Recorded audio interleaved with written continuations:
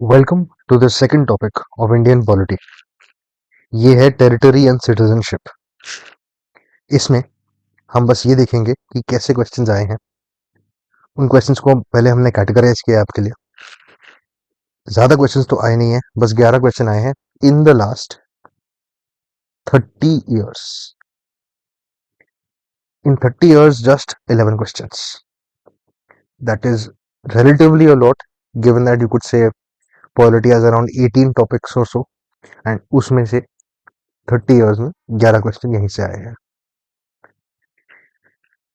इसमें territory and citizenship में general themes सबको तो पता ही है कि क्या पढ़ना होता है, but in case there is any first timer here who has never read this before, I will give you a very basic overview कि इसमें पढ़ते क्या है। पहली बात, इसमें हम सबसे पहले ये पढ़ेंगे कि डायमेंशंस ऑफ टेरिटरी क्या होता है। In dimensions of territory we will basically read the very basic things of territory, जैसे कि यूनियन ऑफ इंडिया और टेरिटरी ऑफ इंडिया में फ़र्क क्या होता है, स्टेट्स और यूटीज में क्या फ़र्क होता है, अक्वायर्ड टेरिटरीज का क्या मतलब है, टेरिटोरियल वाटर्स का क्या मतलब है, कंटिग्यूअस जोन बेसिकली मैरिटाइम जोन्स क्या होते हैं, किस चीज़ के अंदर आते हैं वो, अगर इसमें कोई इशू हो जाए तो उसका आर्बिट्रेशन कैसे होता है, उसका रेजोल्यूशन कहाँ से बनता है, कैसे बनता है, एक्सक्लूसिव इकोनॉमिक जोन का क्या मतलब है, एयर स्पेस क्या डिलिनिएशन वगैरह कैसे होता है, ऑनक्लेव्स एंड एक्सक्लेव्स क्या होते हैं, बाउंड्री डिलिमिटेशन और डिमार्केशन में फ़र्क क्या होता है, ये basic definitions over here, so that you understand topics you read better, so you understand the questions that you read and you understand the nitty gritties of what your answer का core demand क्या है question देखने के बाद। after that you will basically read the provisions of territory। provisions में हम very simply पढ़ेंगे articles 1 to 4 कि जैसे कि अपना आर्टिकल 1 जो जैसे कि कहता है ना, India that is Bharat will be a union of states. अगर ये देखना पड़ेगा हमको कि जब इंटरनल चेंजेस होते हैं देश में, स्टेट्स की जब रिओर्गेनाइजेशन वगैरह होती है, तो डू वी यूज आर्टिकल 2 और do we use article 3। According to article 4 इसमें changes are they an amendment under article 368। तो ये अमेंडमेंट का क्या मतलब है ये हमने बेसिक्स में पढ़ लिया होगा, तो दिक्कत तो नहीं आनी चाहिए, बेसिक हम समझ जाएंगे यहाँ पे। Whether you are a first timer और whether this is your fifth और sixth attempt, it shouldn't matter, you will be very clear about this. इसमें we'll also be reading about things like what does the first schedule exactly say, president का recommendation article 3 में क्या जरूरत होता है या नहीं होता है, आर्टिकल 2 एंड आर्टिकल 3 के प्रोसीजर में क्या फर्क है, स्टेट लेजिस्लेचर का क्या रोल है आर्टिकल 3 में, ये बेसिक चीजें। ये होने के बाद हम देखेंगे इसी के अंदर कि जब मैं बात कर रहा था कि आर्टिकल 2 या 3 हमको देखना पड़ेगा for internal and external changes, तो जो इंटरनल चेंजेस है उनके की केसेस क्या है, एक्सटर्नल चेंजेस में कौन से की केसेस है, ये बेसिक आइडिया है कैसे हुआ है आज तक। इसमें भी इंटरनल केस लॉज उतना इंपॉर्टेंट होता नहीं है, कुछ क्वेश्चन तो बिल्कुल नहीं आए हैं, बट फिर भी हमको मालूम होना चाहिए। एक्सटर्नल तो बहुत ही इंपॉर्टेंट है, क्योंकि इसमें डिबेट्स चलते ही रहते हैं, कोई ना कोई इशू आते रहता है। जैसे कि 2025 में तमिलनाडु लेजिस्लेटिव असेंबली ने एक रेजोल्यूशन पास किया और कहा कि कच्चा तीवो जो हमने दिया था श्रीलंका को वो गलत था, कि वो सेसेशन था टेरिटरी का, उसके लिए कॉन्स्टिट्यूशनल अमेंडमेंट की जरूरत थी। सेंटर का तब 2014 में ही सेंटर ने कोर्ट को बोला था कि वो बिल्कुल भी प्रॉब्लमेटिक नहीं था, क्योंकि Katchatheevu was not it, that Katchatheevu was a disputed area and hence it could be settled by a boundary agreement and it was not hence secession और it was not ceding of the territory. ये issue है का मतलब है ये important है, और ये इशू 2025 में था, तो ये इशू 2026 में भी है, 2027 में भी रहेगा, 2028 में भी रहेगा, हमेशा रहेगा। तो ये इसलिए ऐसे इंपॉर्टेंट हो ही जाता है।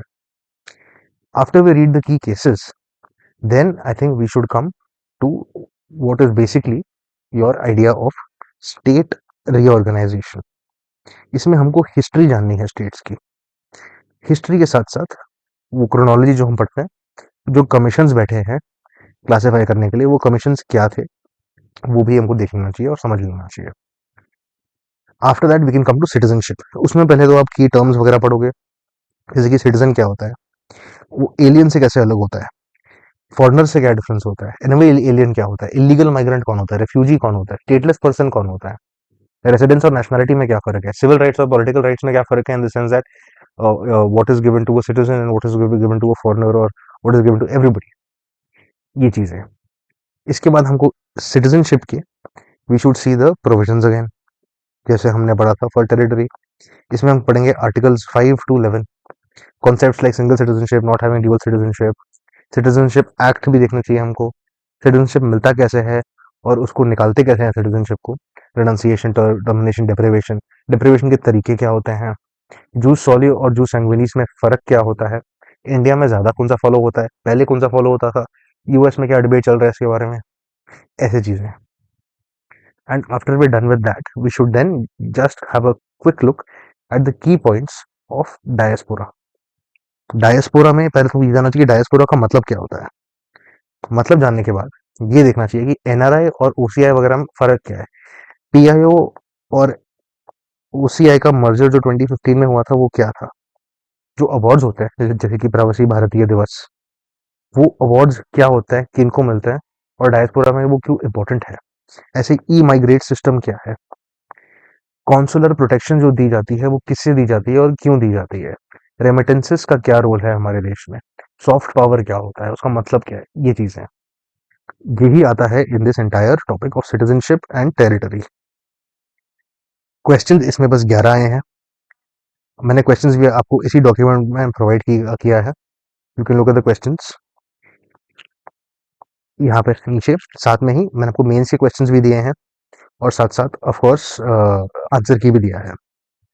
Just to show you by an example, जैसे ये जो क्वेश्चन है जो 2025 में आया था, इसका पहला क्वेश्चन तो ये बेसिकली ट्रिविया है कि capital was named after a food. Either you know this because you read this or heard this somewhere or you don't really specially study for it anywhere. That it has 2 national parks is again geography environment more so then it is polity. But ये जो बाकी दो statements है Nagaland and Tripura, Tripura, this is basically the history of states, उनके reorganisation की history है ये reorganisation जो है हमको इसलिए ऐसे पढ़ना चाहिए कि हमको ये बस सिर्फ क्रोनोलॉजी नहीं but also what how it was exactly done, what were the modes of the reorganisation.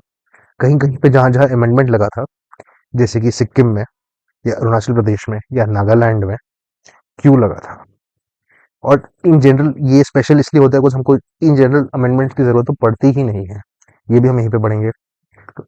ऐसे क्वेश्चन आंसर करने के लिए इसलिए we need a relatively broad understanding and also a very precise chronological understanding of this entire topic.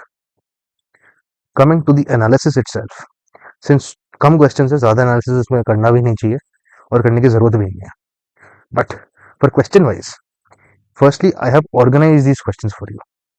सो एक तो question number उसके हिसाब से देख सकते हैं आप कि कौन से ईयर में आया था, जो यहाँ पे दिया है मैंने आपको लास्ट में, किस थीम से आया था, किस सब टॉपिक से आया था, उसका डिफिकल्टी क्या था, और ये थीम सब टॉपिक में नॉलेज का टेस्ट कर रहे थे, whether it was a static question, a current affairs question, or a mains question, or a mixed question.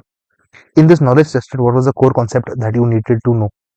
Whether there was any trick used by UPSC, and whether what are the most common mistakes that any aspirant can make when solving those questions. This is so that you don't make these questions. If you are a beginner, then this part is not really for you because आपको core concept और knowledge में ज्यादा focus करना है. You have to build your knowledge based first and then come to the aptitude of MCQs. After you are done with this you can go through this on your own time. Simple सा है, ज्यादा कुछ है नहीं उसमें. Just ये simple सा देख रहे थे कि हमको सीखने को क्या मिलता है. पहली बात तो क्वेश्चंस जो आते हैं, these questions have not been very frequent but आए हैं रिसेंटली. आते भी हैं तो मैक्सिमम एक क्वेश्चन आता है. इसका मतलब हमको ज्यादा फोकस नहीं डालना है यहाँ पे. एक बार पढ़ो, एक बार रिवाइज करो, काम खत्म. ज्यादा पंगा नहीं होगा for prelims.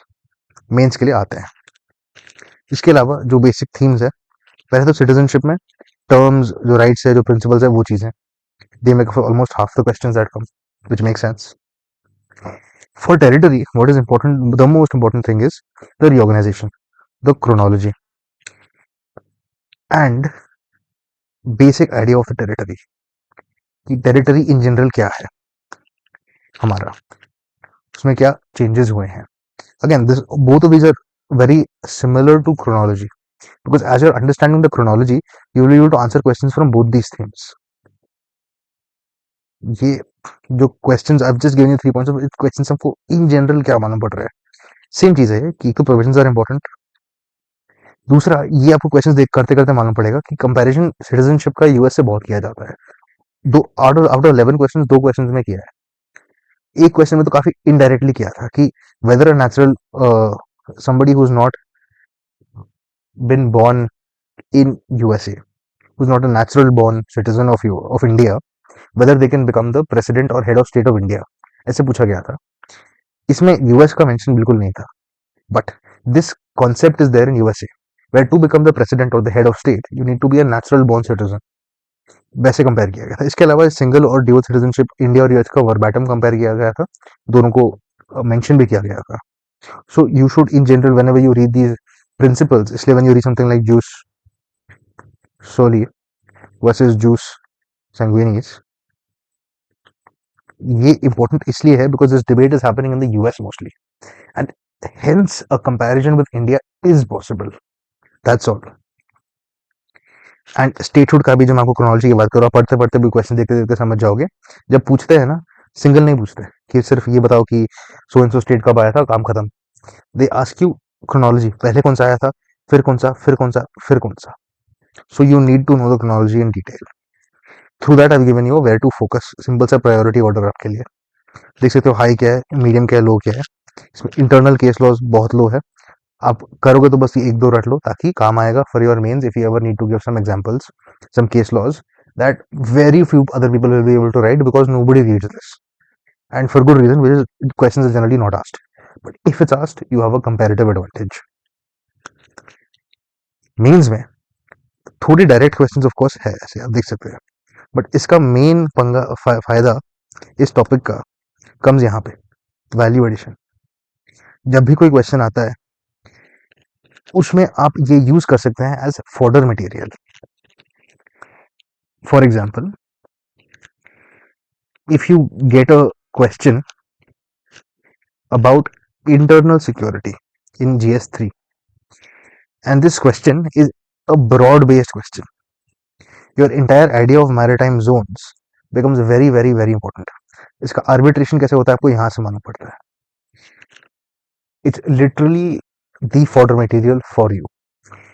Of course, while reading internal security, you'll read a little bit more in detail कि internal waters में what are the rights we have, unclause कब बना था, उसकी वजह से हमारे कौन से राइट्स गए, कौन से राइट्स आए, वगैरह वगैरह. तो that will be your core demand, but जो वैल्यू एडिशन है वो आपको यहाँ से मिल जाएगा. सिमिलरली आप ये देखो, अगर आपको कोई भी क्वेश्चन आता है अबाउट सॉफ्ट पावर, तो आपने जो भी यहाँ पढ़ रहे हो ना, ये अवार्ड्स के बारे में, कॉन्सेप्ट्स ऑफ ओसीआई वगैरह, पीआईओ जो भी है, डायस्पोरा के बारे में, all of this will help you right more points for that very specific question.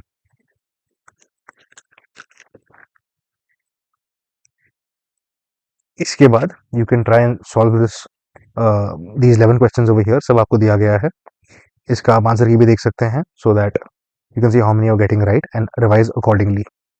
ज़्यादा क्वेश्चंस नहीं है, ज़्यादा ऑफन भी नहीं आते, बट ये टॉपिक इंपॉर्टेंट है, so definitely do prepare it and all the very best. See you in the next one.